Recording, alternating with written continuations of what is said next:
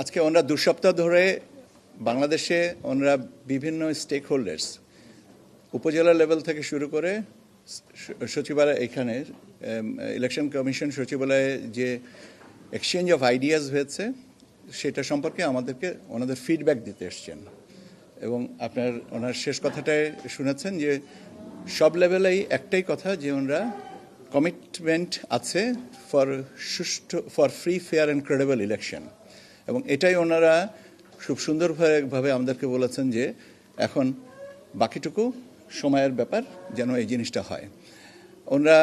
আমরা ওনাদের কাছে আমাদের বিদেশে যারা আছেন ডায়াসপোরা, যারা প্রবাসী ভোটার, তাদেরকে কী করে আমরা ভোট ব্যবস্থাপনার মধ্যে আনতে পারি সে বিষয়ে আমরা বলেছি যে তাদের জন্য পরামর্শ বা যদি কোনো মডেল থাকে আমাদের কাছে শেয়ার করতে।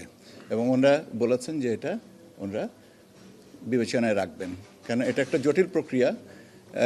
বাংলাদেশে যখন দিন তখন বিশ্বের অন্য আরেকটা অংশে রাত, তো এই সময়ের ব্যবধান, কর্মস্থলের বিষয়দায় আছে, বিভিন্ন বিষয়গুলো নিয়ে ওনারা যদি কোনো স্ট্যান্ডার্ড মডেল ওনারা আমাদের যে দিতে পারেন আমরা সেটা নিয়ে এটা পরবর্তীতে করব।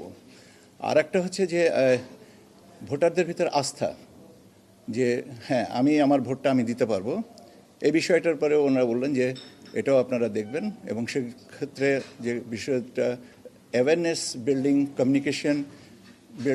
কমিউনিকেশন সিস্টেমসগুলোকে আরও স্ট্রেংথেন করার জন্য ওনারা আমাদেরকে সহযোগিতা করবেন যাতে আমরা একটা free fair and credible election করতে পারি। আমার মনে হয় যে এটুকুই।